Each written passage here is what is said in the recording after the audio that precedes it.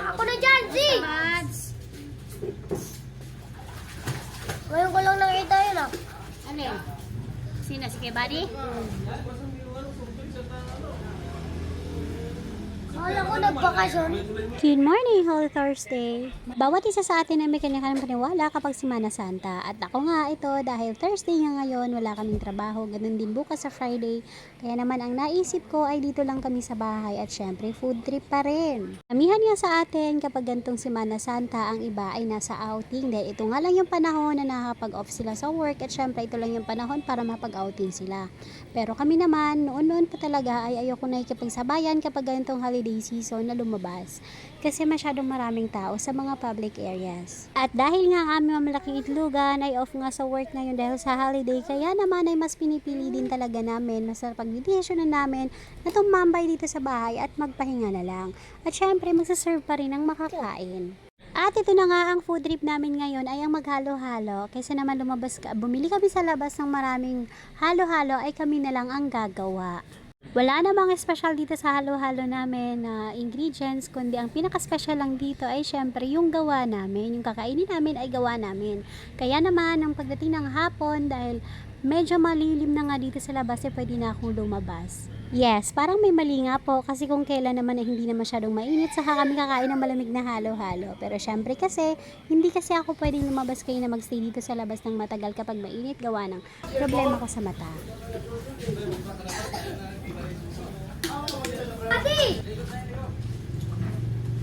Nagtulong-tulong na nga si Papa B na mag-prep nitong mga pangsahog namin. Pagkatapos ay nag-blender lang ako dito ng yellow tube, ay isang binabili ko sa tindahan. Pagkatapos nilagyan ko ng milk. Wala kasi kami makuhang crushed ice na kaunti lang. Isang saho kasi ang bilihan dito ng crushed ice. Syempre napakarami naman nun saan ko gagamitin. So mas okay nga to dahil ang gusto ko rin dito ma-achieve ay yung milky ice. Condensed milk nga lang ang pampatamis namin dito. Hinalo na namin sa mga ricados. Pagkatapos at yun nga pala, ang pinangsasahog ko lang dito ay nata de coco na may dalawang kulay pero medyo colorful ang aming halo-halo. Meron ding sweet beans at saka meron din kaming makapuno.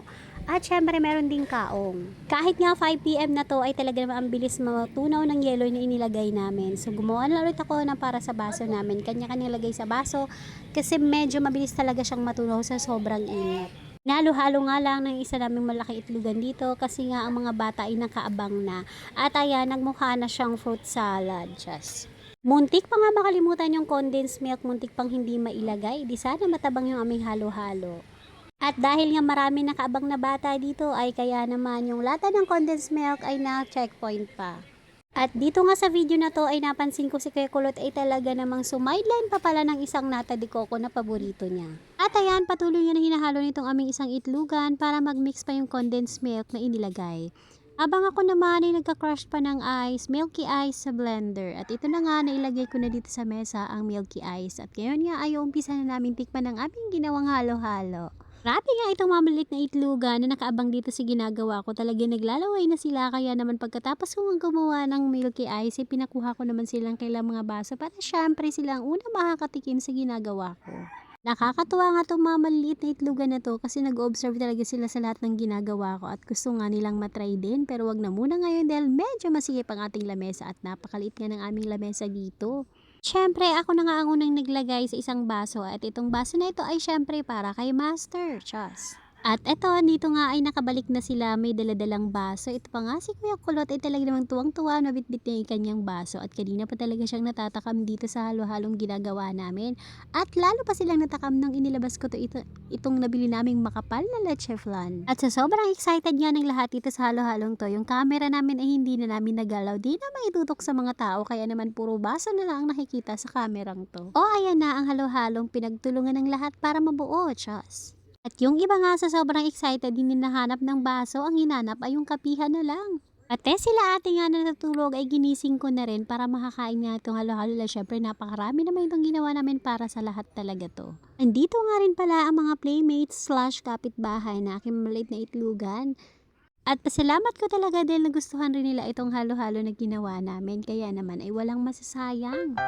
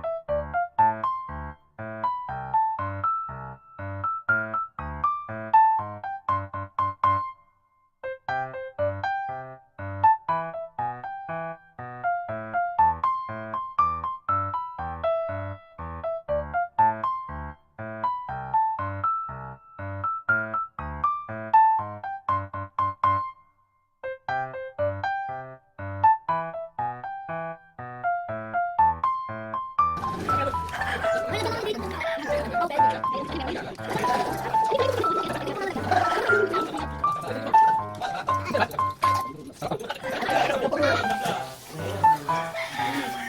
ka, patikin mo naman. Nung na-serve ko na nga sila lahat at hindi na nga masyadong busy ay saka ko naalalang iangat itong camera. Saka ko naalalang galawin ng camera para naman maitutok sa harap ng tao, Diyos. Kanina pa ngang malukong ang kaharap nitong aking camera at nga pala meron pang isang batang hindi nagsasawa dito sa pool. Talagang namang sulit na sulit ang ibinayad ko sa tubig na to. Walang sugar yan, puro katas lang yan.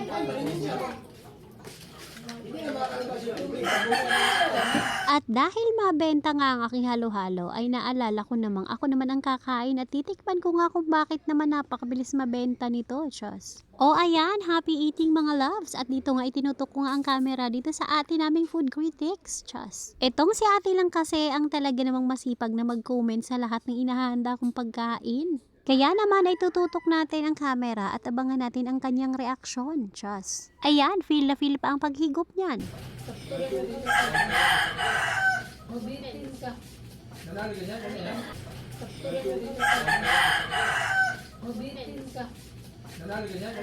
Oh, diba? May tamang tamis lang daw at nakakagigil, kaya naman pala mabenta itong aming halo-halo. Bilang nag-e-effort na makapag-serve ng pagkain ay talaga naman nakakatuwa kapag nagugustuhan nila yung mga siniserve ko sa kanila. Chas! Syempre, subukan yung magreklamo, subukan yung mag-comment ng hindi maganda, patay kayo sa akin, Chas.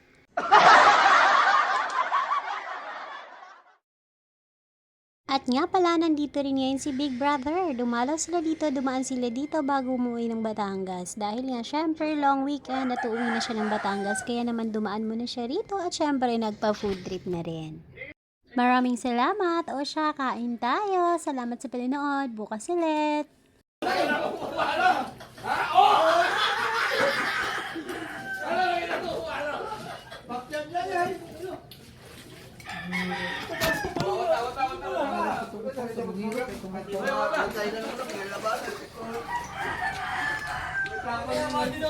Nagilang mo ba?